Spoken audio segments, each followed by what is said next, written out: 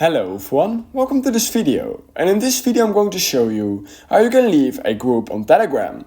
So if you want to leave a Telegram group because you may be automatically added by some scam bot or just don't want to be in that group anymore, then here's how you can leave it.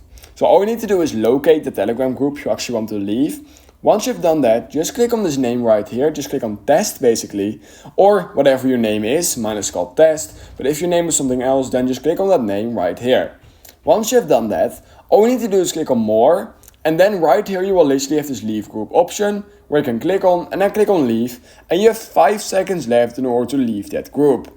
Now, if you simply want to leave that group, just wait and then you will be completely removed from that group and you can only join it again using that invite link. Yeah, that's basically how you can leave a group on Telegram.